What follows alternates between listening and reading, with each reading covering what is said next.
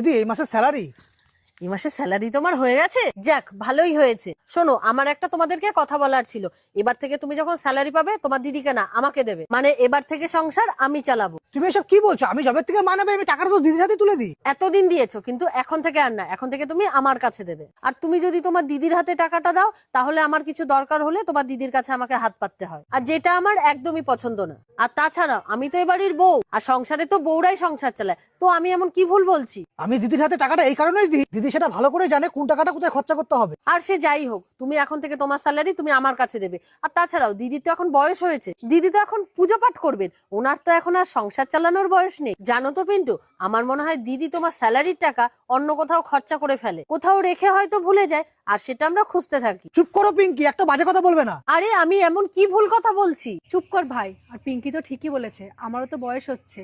আর পিঙ্কি যদি সংসারের দায়িত্বটা নিজের হাতে নেক না, এখন না বুঝলে আর কখন বুঝবে? ভাই, এবার থেকে প্রত্যেক মাসের স্যালারি তুই পিঙ্কির হাতেই তুলে দিস। আর পিঙ্কি, সংসারের খরচ চালানো এত সহজ নয়, বুঝে শুনে খরচা করতে হয়, না হলে কিন্তু সমস্যা হয়। হ্যাঁ হ্যাঁ, আমি খুব ভালো করেই জানি। আমি কি বাচ্চা নাকি যে কোথায় টাকা খরচ করতে হয় কোথায় করতে হয় না আমি সেটা জানি না? আর আমি কোনো বাচ্চা না, আপনাদের থেকে আমাকে শিখতে হবে না যে কোথায় কখন কি টাকা খরচ করতে হবে। দেখো পিঙ্কি, আমি শুধু দিদির জন্য তোমাকে টাকাটা দিয়ে দিলাম। আর একটা কথা মাথায় রাখো, তুমি কোনো ফালতু খরচা করবে না। আরে বললাম তো, আমি কোনো ফালতু খরচা করব না। পিঙ্কি, বলছি আমাকে কিছু হাত খরচ দাও না। হাত খরচা? কিসের হাত খরচা? আসলে পিন্টু যে মাইনে পেতো সেটা তো আমার হাতে তুলে দিত, আর আমি ওখান থেকে 200 টাকা করে রেখে দিতাম। আর এখন তো ভাইয়ের সব মাইনে তুমি তোমার কাছে রেখে দিয়েছো, সেখান থেকে তুমি যদি 200 টাকা দিতে, আমি সেটা আমার কাছে রেখে দিতাম। আরে আপনার আবার হাত খরচের কিসের দরকার? আপনার খাওয়া দাওয়া এখান থেকে হয়ে যাচ্ছে, আপনার কিছু দরকার হলে সেটা পিন্টু এনে দিচ্ছে, আপনার ফলের দরকার হলে সেটাও এনে দিচ্ছে। তাহলে আপনার 200 টাকার আবার কিসের দরকার? আর তাছাড়াও আমি আপনাকে কোনো টাকা দিতে পারবো না। এখানে সংসার খরচের থেকে যদি এক্সট্রা টাকাও আমি বেশি খরচ করি না, পিন্টু তখন আমাকে কথা শোনাবে। আর আপনি এখন এখান থেকে যান, আমি আপনাকে একটা টাকাও দিতে পারবো না। ঠিক আছে। ওনাকে 200 টাকা দিয়ে দেন।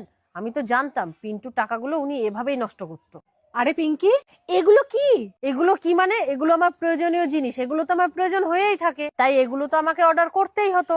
এগুলো দরকারি জিনিস, এগুলো তো ফালতু খরচা। আর তুমি এভাবে টাকা ওড়ালে সংসার কিভাবে চলবে তুমি ভেবে দেখেছো? দেখো দিদি, আমি কোনো ছোট বাচ্চা না। টাকা কোথায় খরচা করতে হবে কোথায় করতে হবে না, আর এইগুলো আমার দরকার।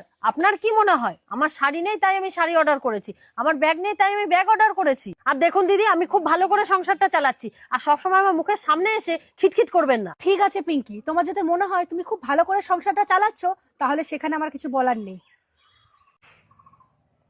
বৌদি বৌদি, আরে দাদা, আপনি এখানে? বাড়ি ভাড়া নিতে এসেছি। 15 দিন হয়ে গেল, এখনো বাড়ি ভাড়া পেলাম না। তোমরা তো দিতে আসলে না, তাই